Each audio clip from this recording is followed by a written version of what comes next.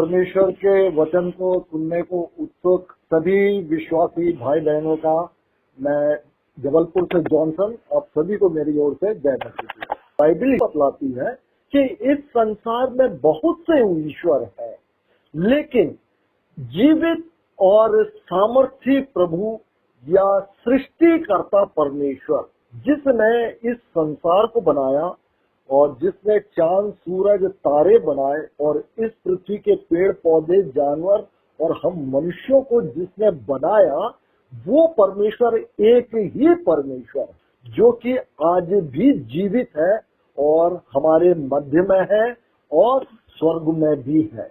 तो ये किस प्रकार से है? परमेश्वर पिता पुत्र पवित्र आत्मा के रूप में तीन रूपों में परमेश्वर की उपस्थिति पाई जाती है। तो हमने देखा कि इस संसार में बहुत से ईश्वर हैं, लेकिन जीवित परमेश्वर, क्योंकि बाकी जितने ईश्वर कहलाए हैं वे सब मर गए, उसके बाद उनका कुछ भी पता नहीं है और न ही उन्होंने कोई पौधे को बनाया ना कोई जानवर को बनाया दूसरे ईश्वरों ने, और ये भी नहीं बतलाता है कि कोई मनुष्य को बनाया या दूसरे ईश्वरों ने जो है चांद तारे ये सबको बनाया। कोई भी धर्म ग्रंथ इस प्रकार का नहीं बतलाता, लेकिन बाइबल बतलाती है कि एक परमेश्वर है जो कि आदि और अंत है, जिसका कि प्रारंभ कब हुआ कोई नहीं जानता। वो अल्फा और ओमेगा है, इस प्रकार के बाइबल बतलाती है। और पिछली बार हमने देखा था कि परमेश्वर ने सारे जगत की सृष्टि की, वो सृष्टि करता है और उसको सृष्टि करने के लिए किसी चीज की किसी वस्तु की जरूरत नहीं होती। जैसे मनुष्य को टेबल बनाने के लिए लकड़ी की जरूरत होती है और टीवी बनाने के लिए कांच की और बाकी और भी चीजों की जरूरत पड़ती है, पंखा बनाने के लिए मनुष्य को लोहे की जरूरत पड़ती है। लेकिन परमेश्वर जब कुछ भी नहीं था तब परमेश्वर का जो शब्द था, जो वचन था, वो इतना सामर्थी है कि वो बोलता है और बन जाता है। तो ये है वो सृष्टिकर्ता। बाइबल जो बतलाती है इस सृष्टिकर्ता के बारे में बतलाती है और हम आप इसी सृष्टिकर्ता की आराधना और उपासना करते हैं। कारण मनुष्य को परमेश्वर ने अपनी महिमा के लिए बनाया और अपने आराधना और स्तुति करने के लिए बनाया। और परमेश्वर ने आदम हव्वा जो कि पहले मनुष्य थे उसको बना के इस पृथ्वी पर रखा और कहा कि फूलो फलो और पृथ्वी में भर जाओ, और उसको आशीष दिया परमेश्वर ने। तो हम मनुष्य जो है परमेश्वर की आशीष को पाकर इस पृथ्वी पर एंजॉय करने के लिए है। उस समय आप देखेंगे कि परमेश्वर प्रतिदिन जो पहला आदम हव्वा जो बनाए गए थे, ठंडे समय में अर्थात शाम के समय परमेश्वर उनके पास मिलने आया करता था। तो परमेश्वर वो अपनी सृष्टि से जिसको उसने बनाया बहुत प्यार करता है, बहुत प्यार करता है, और इसलिए वो ठंडे समय में शाम के समय आदम हव्वा के पास आता था और परमेश्वर आदम हव्वा जो कि उनका क्रिएशन है, जो कि उनका सृष्टि है, उसके साथ में वो एंजॉय करते थे। और जो सृष्टि है आदम हव्वा वो भी अपने सृष्टिकर्ता के साथ में एंजॉय किया करते थे। आज हम जो अध्ययन करेंगे हम विशेष रूप से यीशु मसीह के बारे में हम जानेंगे कि यीशु मसीह कौन है। बाइबल ही बतलाती है कि परमेश्वर को ना कभी किसी ने देखा है और ना ही कोई देख सकता है। तो यदि कोई बोलता है कि मैंने ईश्वर को देखा, मैंने परमेश्वर को देखा है, तो वो सारी के सारे लोग झूठे हैं। और बाइबल बतलाते है कि इस परमेश्वर को कभी किसी ने नहीं देखा, लेकिन एकमात्र परमेश्वर पुत्र ने उसको प्रकट किया है। परमेश्वर को कभी किसी ने नहीं देखा, लेकिन मनुष्यों पर परमेश्वर ने अपने गुणों के आधार पर प्रकट किया है। मैं सृष्टि करता हूँ, मैं यहोवा रफा हूँ, मैं यहोवा रोही हूँ, मैं तुम्हारा चंगा करने वाला, मैं तुम्हारा चराने वाला परमेश्वर हूँ, मैं न्यायी परमेश्वर हूँ। तो इस प्रकार के अलग अलग जो गुण है, उन गुणों के आधार पर हम जानते हैं कि हाँ, वो जो सृष्टि करता है, जो एकमात्र परमेश्वर है, वो ये है, वो विलंब से कोप करने वाला है, वो धीरज रखने वाला है। तो इस प्रकार से बहुत से गुण है परमेश्वर के जो कि बाइबल में ही पाया जाता है।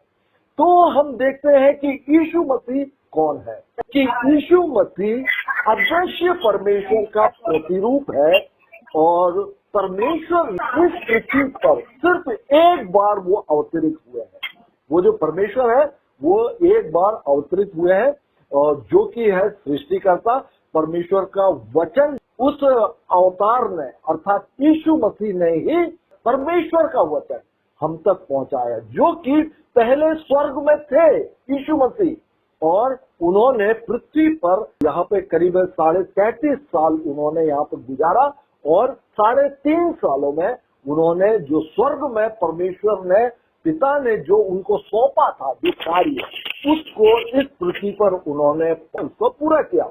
आदम हव्वा परमेश्वर ने उनको पवित्र सृजा था, लेकिन शैतान ने उनको बहका दिया और वो पाप में गिर गए। तो आदम हव्वा के बाद जितना भी जनरेशन हुआ है वो जो है पाप में निरंतर होते रहे हैं। और आप यदि बाइबल जानते हैं तो उत्पत्ति की पुस्तक में ही आप देखेंगे कि आदम हव्वा के बाद कैन हाबिल होते हैं। कैन हाबिल उनका 2 पुत्र होता है। कैन जो बड़ा भाई रहता है वो अपने छोटे भाई हाबिल को मार डालता है और मरने के बाद में आदम हव्वा को एक तीसरा बेटा होता है जो कि शेत कहलाता है। शेत के लिए लिखा हुआ है कि वह आदम के स्वरूप के अनुसार उसका जन्म हुआ, स्वरूप के अनुसार, अर्थात जैसे कि आदम को परमेश्वर ने अपने स्वरूप के अनुसार अपनी समानता में बनाया, मतलब कि अपने गुणों के आधार पर इस आदम को जो कि मनुष्य थे और मनुष्य का प्रथम जो था उनको परमेश्वर ने अपने गुणों के आधार पर सृष्टि किया था। लेकिन जब हम शेत के बारे में हम देखते हैं जो कि आदम हव्वा का तीसरा पुत्र था, लिखा हुआ है कि वह आदम के स्वरूप के अनुसार जन्म हुआ। अब आदम ने जब पाप कर दिया तो उसका स्वरूप गड़बड़ हो गया ना, पापमय स्वभाव हो गया उसके अंदर, और उसी पापमय स्वभाव में शेत का जन्म हुआ। शेत से एनोश हुआ, एनोश से महलेल हुआ। इस प्रकार से इस पृथ्वी पर जनरेशन बढ़ती चली गई और आज हम देखेंगे कि करोड़ों आदम की संतानें इस पृथ्वी पर है। तो आदम का पाप वो हमारे आपके जीवन में जन्म से ही बना रहता है और ये आवश्यक है कि उस पाप से छुटकारा पाया जाए, क्योंकि बाइबल बतलाती है कि मनुष्य का एक बार मरना ये लिखा हुआ है। तो मनुष्य एक बार जन्मता है और फिर उसकी मृत्यु हो जाती है। मनुष्य देह, प्राण और आत्मा 3 चीजों से मिलकर बना है, देह, प्राण और आत्मा। तो देह जो है परमेश्वर ने आदम को मिट्टी से रचा था और प्राण जो है उसके लहू में होता है और आत्मा जो है उन्होंने आदम के नथनों से, नाक से उन्होंने फूंक दिया था और आदम जो है जीवित प्राणी हो गया। जीवित प्राणी कैसे हो गया? अब आदम में मिट्टी है और प्राण है जो कि उसके लहू में है। मिट्टी अर्थात उसकी देह है जो कि बाद में लिखा हुआ है कि ये मिट्टी है, तो मिट्टी से बनाया गया और मिट्टी में ही मिल जाएगा। लेकिन ये जो आत्मा है ये परमेश्वर का दिया हुआ है, इसको मारो तो मरती नहीं है, काटो तो कटती नहीं है, आग में जलाओ तो जलती नहीं है। तो ये सदा काल के लिए है ये आत्मा। और ये क्यों है सदा काल के लिए? क्योंकि परमेश्वर ने अपनी आत्मा में से हमको आत्मा दिया हुआ है, ये बाइबल बतलाती है। तो हमारी मृत्यु के बाद में ये आत्मा आखिर इसका क्या होगा? तो ये बाइबल बतलाती है या तो ये सदा काल के लिए, अनंत काल के लिए नरक में जाएगी, या ये अनंत काल के लिए, अनंत जीवन पाने के लिए परमेश्वर के निकट स्वर्ग में ये आत्मिक रूप में हम आप रहेंगे। तो हमारा आपका जीवन है, इसमें मोक्ष प्राप्त करना, जिसको हिंदू लोग बोलते हैं मोक्ष प्राप्त करना, जिसको बाइबल बतलाते हैं उद्धार प्राप्त करना, अर्थात पाप से छुटकारा प्राप्त करना।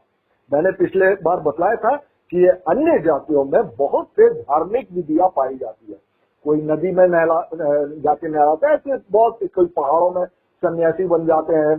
तो इन सब से बाइबल बतलाती है कि ये सबसे मोक्ष प्राप्त नहीं हो सकता, क्योंकि हर एक व्यक्ति जन्म से ही पापी है और हर एक व्यक्ति वो लहू से ही शुद्ध हो सकता है और उसके लिए पाप से छुटकारा पाने के लिए एक प्रायश्चित बलिदान की आवश्यकता होती है। तो हम देखते हैं बाइबल ये बतलाते हैं कि यीशु मसीह जो थे वो जब जगत में आए तो उन्होंने बतलाया था कि मैं पिता के पास से आया हूँ, मैं स्वर्ग से उतर कर आया हूँ। और बाइबल बतलाते हैं कि यीशु मसीह परमेश्वर का वचन है, शब्द है परमेश्वर का। जो कुछ भी उन्होंने बोला वो बाइबल में दर्ज है, तो वो परमेश्वर का ही वचन है। जैसे कि यूहन्ना पहले अध्याय में ही पाया जाता है कि वचन देहधारी हुआ, वचन ने अर्थात उसने शरीर का रूप धारण किया और उसने हमारे बीच में डेरा किया, अर्थात हमारे बीच में उसने निवास किया। वो रहा मनुष्यों के बीच में, परमेश्वर शब्द के रूप में परमेश्वर हमारे बीच में रहे हैं।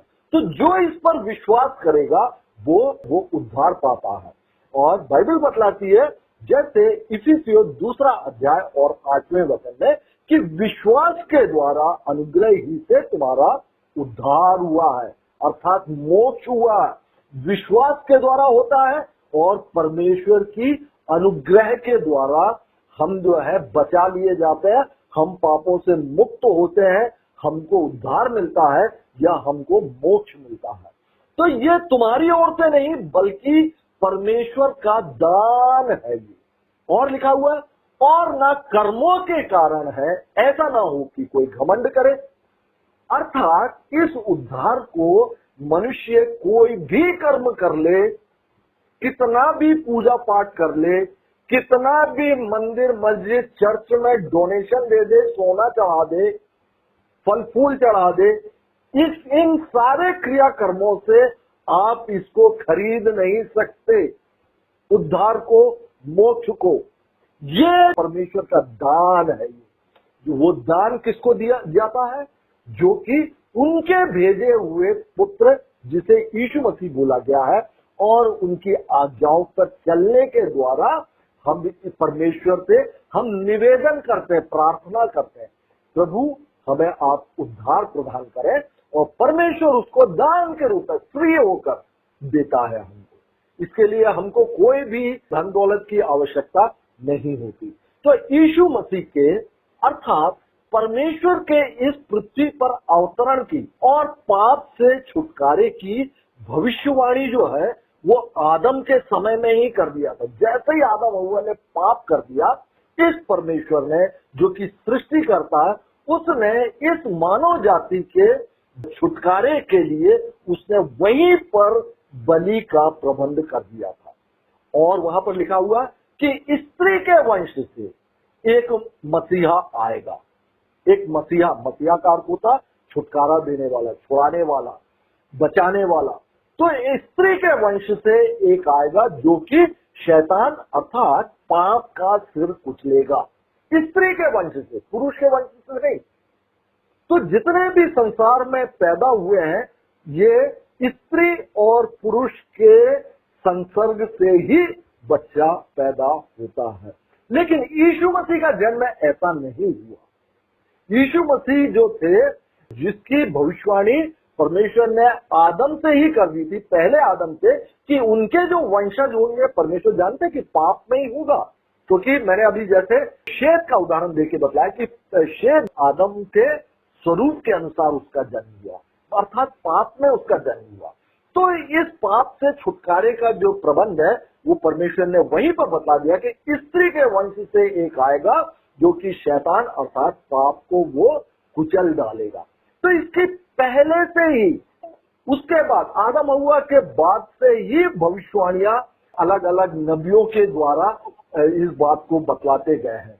जैसे कि यशाया नबी के द्वारा, यशाया की पुस्तक 7वां अध्याय और 14वें वचन में इसी बात को बतलाया कि स्त्री के वंश से आएगा वो, पुरुष के वंश से नहीं, कि एक कुंवारी गर्भवती होगी वो एक पुत्र को जन्म देगी। एक कुंवारी गर्भवती होगी। कभी भी कोई भी कुंवारी से जन्म नहीं हुआ है। एकमात्र यीशु मसीह है इस संसार में जो कि कुंवारी से जन्म है।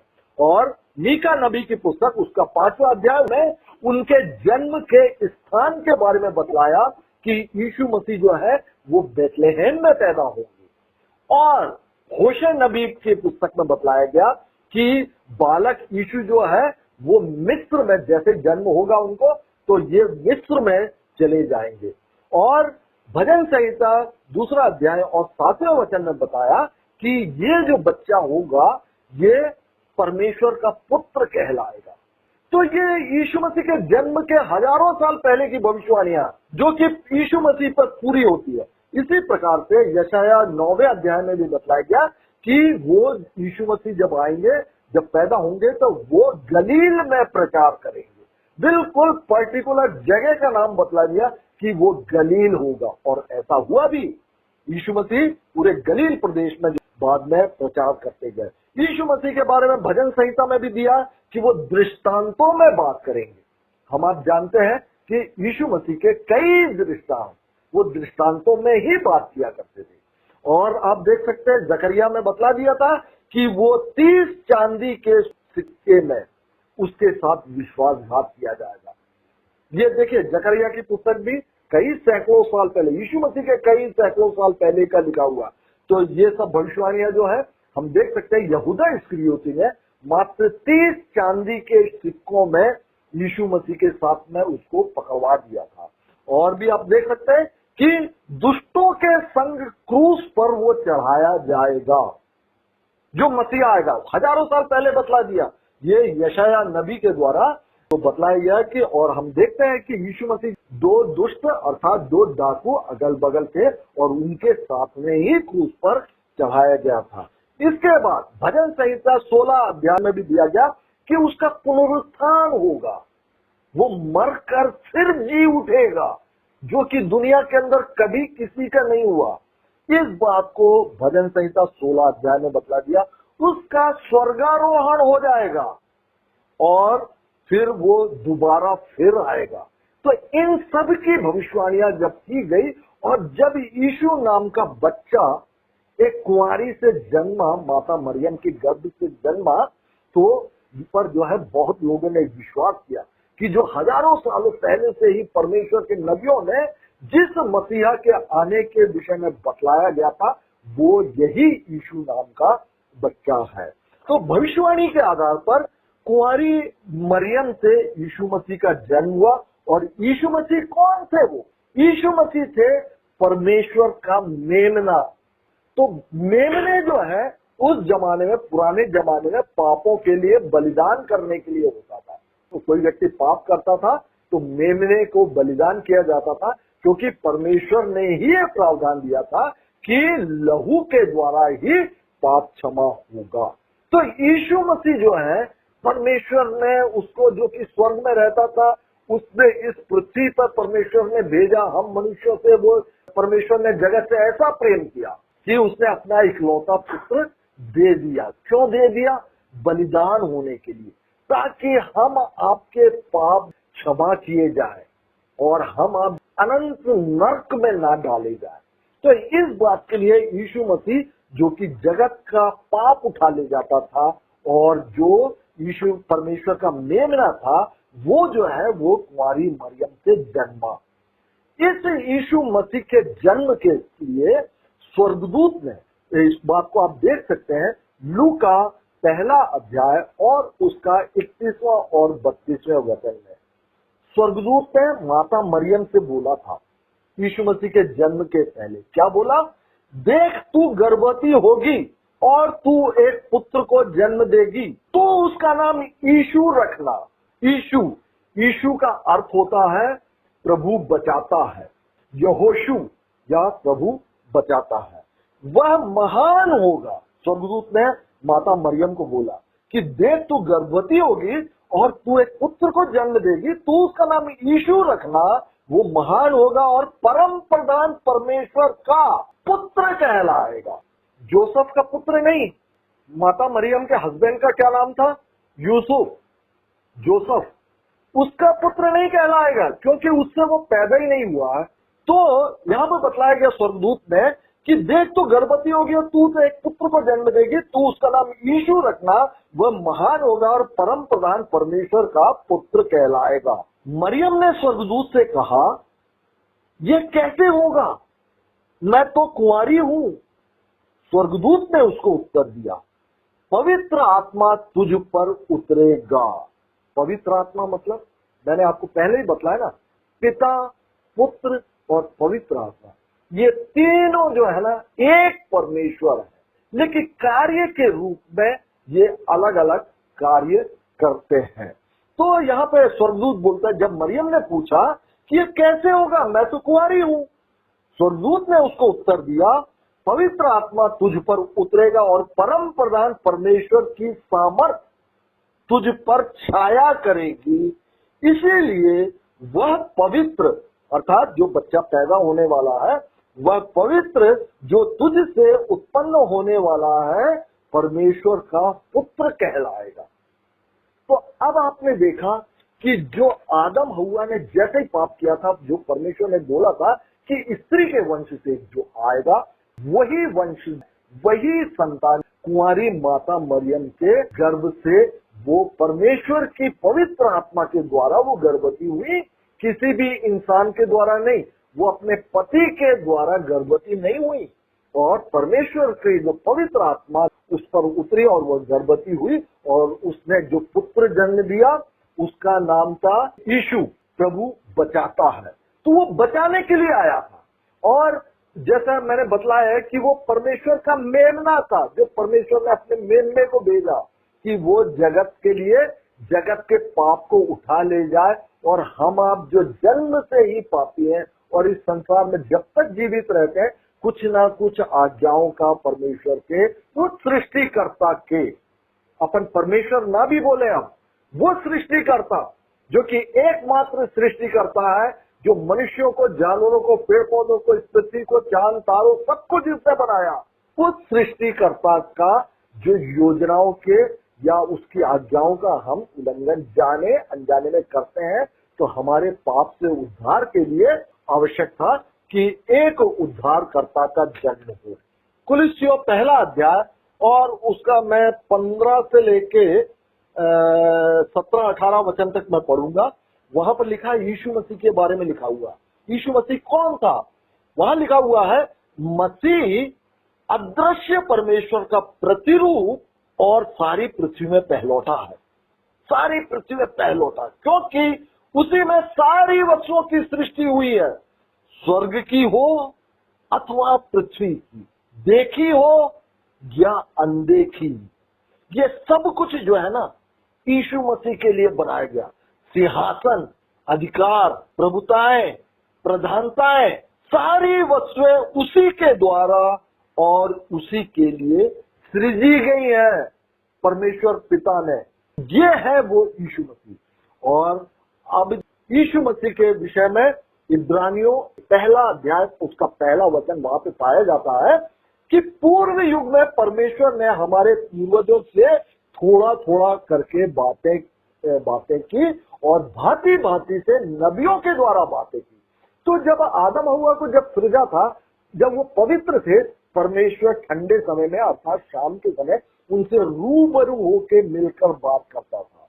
लेकिन जैसे ही आदम हव्वा ने पाप कर दिया, परमेश्वर वहां से उनकी उपस्थिति से, क्योंकि वो अपवित्र हो गया आदम हव्वा, तो परमेश्वर परम पवित्र है, उनकी उपस्थिति में अब नहीं रह पाए। लेकिन परमेश्वर मनुष्यों के बीच में हमेशा आदम हव्वा से लेकर आज तक, आज क्या तारीख है? 10 तारीख तक परमेश्वर की उपस्थिति मनुष्यों के बीच में बनी रही है। कैसे बनी रही है? यही बात बोला गया, पूर्व युग में परमेश्वर ने हमारे पूर्वजों से हजारों साल पहले तक थोड़ा थोड़ा करके और भांति भांति से नबियों के द्वारा, भविष्यवक्ताओं के द्वारा, यशायाह के द्वारा, यिर्मयाह के द्वारा, जो बाइबल में लिखे हुए विभिन्न नबी, उनके द्वारा परमेश्वर ने अपने वचनों को मनुष्यों तक पहुंचाया। फिर लिखा हुआ है कि इन दिनों के अंत में, इन दिनों का मतलब जब बाइबल लिखी जा रही थी, आज से 2000 साल पहले की बात है, इन दिनों के अंत में उसने हमसे पुत्र के द्वारा बातें की, अर्थात यीशु मसीह के द्वारा परमेश्वर ने जो बातें बोली है वो बाइबल में दर्ज है, जिसे उसने सारी वस्तुओं का वारिस ठहराया और उसी के द्वारा उसने सारी सृष्टि को रचा भी, यीशु मसीह के द्वारा। अब जब यीशु मसीह का जब उन्होंने बलिदान जो परमेश्वर की योजना बनाया था कि क्रूस पर प्रायश्चित बलिदान किया जाए और इस बलिदान पर जो भी व्यक्ति विश्वास करेगा कि यीशु मसीह मेरे पापों के लिए मारे गए, गाड़े गए और वो तीसरे दिन जी उठे और वो फिर आने वाले हैं, बस ये 4 लाइन पर जो विश्वास करता है वह स्वर्ग का अधिकारी हो जाता है, उसका उद्धार हो जाता है और उसका मृत्यु तो होगा। हर एक जाति हर एक धर्म के व्यक्ति का मृत्यु होगा, लेकिन मृत्यु के बाद में वो जी उठेगा। और इस बात को हम आगे और भी देखेंगे कि यीशु मसीह जब उनका स्वर्गारोहण हो गया, अब इस पृथ्वी में कौन है?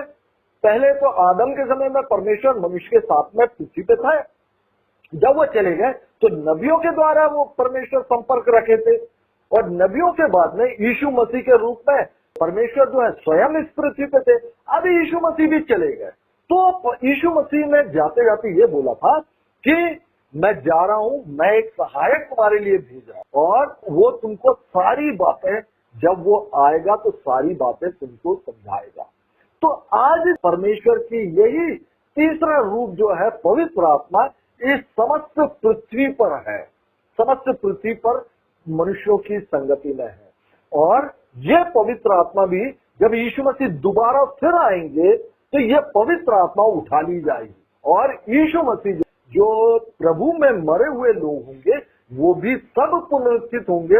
उनको जो कलीसिया बोला गया है, जो चर्च बोला गया, इस पूरे चर्च में सम्मिलित लोगों को यीशु मसीह अपने साथ उठाकर ले जाएंगे दूसरे आगमन में, और यह पवित्र आत्मा भी उठा ली जाएगी। इस पृथ्वी पर क्या बचेगा? अब परमेश्वर नहीं रहेगा और यीशु मसीह के द्वितीय आगमन के बाद में क्या होगा?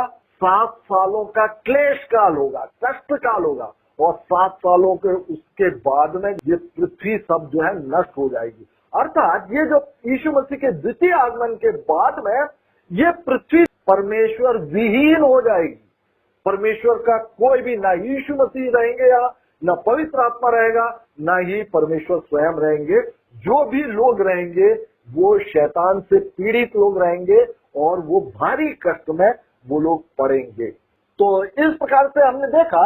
और जब ये मसीहा, जब ये माता मरियम से गर्भ से उन्होंने जन्म लिया और पर इस यीशु मसीह को हम देख सकते हैं कि इन्होंने परमेश्वर के गुणों को इस पृथ्वी पर बतलाया, दिखाया, करके दिखाया। उन्होंने कैसे किया?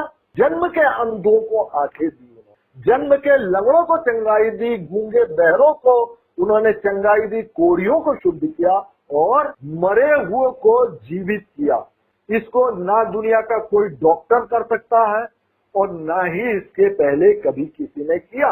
ये यीशु मसीह ने कर कर बतलाया कि ये परमेश्वर का गुण है जिसको कि मैंने प्रकट किया, अर्थात मैं स्वयं परमेश्वर जो कि इस पृथ्वी पर इस पूरी मानव जाति के उद्धार के लिए ये यहाँ पर जन्म लिया है।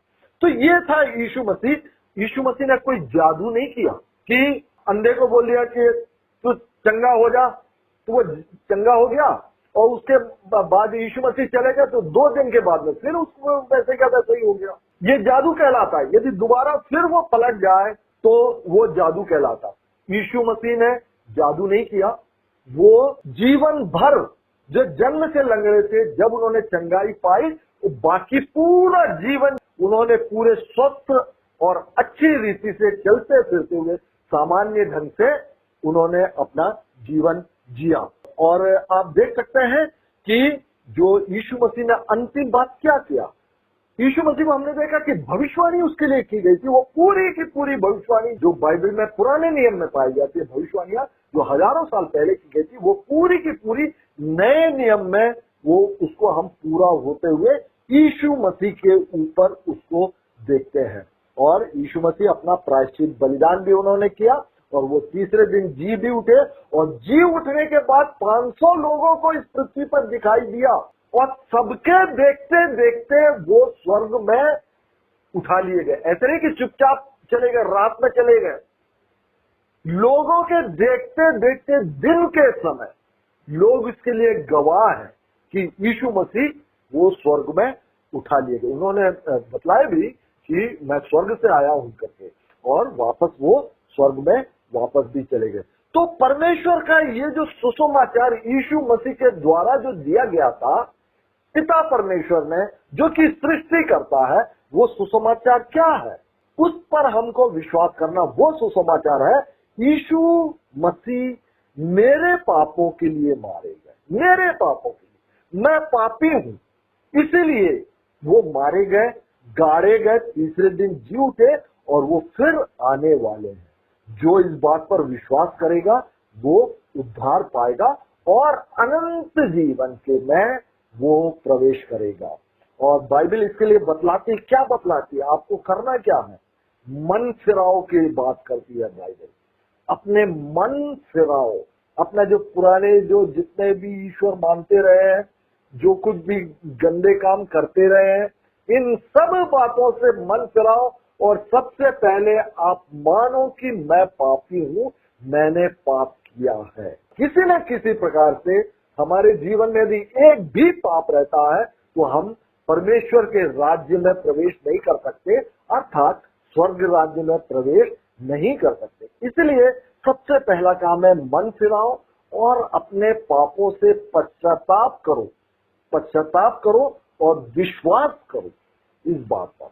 और ये सुसमाचार जो है ना, ये सब लोगों को हमको पहुंचाना भी है। और यीशु मसीह, फिर मैं एक बार दोहरा देता हूं कि यीशु मसीह मेरे पापों के लिए मारे गए, गाड़े गए और तीसरे दिन जी उठे, और वो फिर आने वाले हैं। इस बात पर विश्वास करके मन फिराना है पहले, और पश्चाताप करना। यीशु मसीह जो है मरे हुए में से जी उठे थे। परमेश्वर ने उसको सारी बातों को, जैसे अभी अपन ने पुलिसियों में पढ़ा था कि सारी बातों में उसको पहलौठा ठहराया, तो जी उठने में भी पहलौठा ठहराया। कोई भी व्यक्ति, कोई भी ईश्वर आज तक जी नहीं उठा है सिवाय यीशु मसीह के। और यीशु मसीह, उन्होंने स्वर्गीय देह को पहन लिया, उनका रूप बदल गया, वो अब हड्डी और मांस का शरीर उनमें नहीं रह गया। और इसी प्रकार यदि यीशु मसीह जी उठे हैं, और यीशु मसीह ने बोला भी है, मार्ग, सत्य और जीवन मैं हूँ, मैं ही पुनरुत्थान हूँ, मैं ही पुनरुत्थान और जीवन हूँ। तो जब यीशु मसीह का देह बदल गया और वो पुनरुत्थित हो गए, तो हम बिल्कुल विश्वास कर सकते हैं कि हमारा भी पुनरुत्थान होगा। और यीशु मसीह जब दोबारा इस पृथ्वी पर आएंगे तो हमारा देह भी स्वर्गीय देह को पहन लेगा, और हम पुनरुत्थित रूप में यीशु मसीह के द्वारा उठा लिए जाएंगे। और इसके बाद मैंने बताया ना कि पवित्र आत्मा भी उठा लिया जाएगा, और बाद जो रहेगा ये शैतान का यहाँ पर शासन हो जाएगा, क्योंकि परमेश्वर की उपस्थिति जहाँ रहती है वहाँ पे शैतान नहीं रह पाता। अब परमेश्वर की उपस्थिति यीशु मसीह के द्वितीय आगमन पर उठा ली गई, इसीलिए शैतान का यह साम्राज्य हो जाएगा। इसीलिए बाइबल में प्रकाशित वाक्य जो पुस्तक है उसमें अंतिम समयों में जो क्लेश काल और महाक्लेश काल बोला है 7 सालों का, वो प्रारंभ हो जाएगा। और यीशु मसीह ने बतलाया है कि ये जो यीशु मसीह का द्वितीय आगमन जो है वो जल्द होने वाला है। इसके बाद न्याय होगा, सारे लोगों का न्याय होगा। हम मसीही जो लोग हैं हमारा भी न्याय होगा, और जो अन्य जाति लोग हैं उनका भी न्याय होगा। हम सभी को परमेश्वर के न्याय आसन के सामने, आपने कोर्ट में देखा होगा ना, कचहरी में, कोर्ट कचहरी में जज बैठता है, और जिन्होंने गुनाह किया रहता वो कटघरे में खड़ा होता है, और जज वहां पे जज की सीट में बैठकर वो फैसला सुनाता है। इसी प्रकार से हमारा आपका भी न्याय होगा और अन्य जातियों का भी न्याय होगा। लेकिन हम मसीहों का न्याय कैसे होगा? हम मसीहों का न्याय, यीशु मसीह हमारा न्याय करेंगे, यीशु मसीह हमारा न्याय करेंगे। और लिखा है कि मसीह के न्याय आसन के सामने, बियामा सीट के सामने हमारा आपका न्याय होगा। ये बतलाती है बाइबल में 2 कुरिन्थियों 5वां अध्याय और उसका 10वां वचन। हमारा आपका जो न्याय होगा वो जो होगा, हमको पुरस्कार प्राप्त करने के लिए न्याय होगा। हम दंड के लिए हमको वहां नहीं मिलेगा, सिर्फ और सिर्फ हमको पुरस्कार मिलेगा। जज जो रहेगा यीशु मसीह, वो बोलेगा कि तुम जो है दंड के भागी नहीं हो, तुमने परमेश्वर के जो प्रावधान था, और जब मैं आया और मैंने जो इतना दुख भरा हुआ प्रायश्चित बलिदान तुम्हारे लिए दिया, और तुमने तो मुझे देखा भी तक नहीं, लेकिन तुमने विश्वास किया। जैसा कि परमेश्वर का वचन भी बतलाता है कि अनदेखी वस्तुओं का जो विश्वास, उस बात को तुमने किया है, तो तुमको तुम्हारे कामों के अनुसार अब तुमको पुरस्कार दिया जाता है। तो दंड के हम भागी नहीं होते। और लेकिन अन्य जातियां जो रहेंगी, वो बाइबल में प्रकाशित वाक्य उसका 20वां अध्याय और 11वां वचन, वहां पे लिखा है कि अन्य जातियों का जो न्याय होगा परमेश्वर के श्वेत सिंहासन के सामने होगा। परमेश्वर उनका न्याय करेगा, हमारा आपका न्याय यीशु मसीह करेंगे। और यीशु मसीह हमको पुरस्कार के लिए हमको खड़ा होना पड़ेगा, और हम अपना हाथों में पुरस्कार लेते हुए, प्रकाशित वाक्य में कई प्रकार के पुरस्कार बतलाए, और उसको लेते हुए हम चले जाएंगे। लेकिन अन्य जातियों का न्याय परमेश्वर लेगा और श्वेत सिंहासन के सामने होगा। और क्योंकि उन्होंने मसीह को ग्रहण नहीं किया है, तो वो जो लोग हैं वो अनंत आग में, लिखा हुआ जलते हुए झील में, गंधक की झील में जलते हुए, उसमें उनको डाल दिया जाएगा। तो हमको चाहिए यीशु मसीह के जो सुसमाचार है उस पर विश्वास करें, अपना मन फिराएं, अपने आप को पापी माने, और उन पापों को पश्चाताप करें, और प्रभु यीशु मसीह के नाम से हम पिता से इन सब बातों के लिए प्रार्थना करते रहें।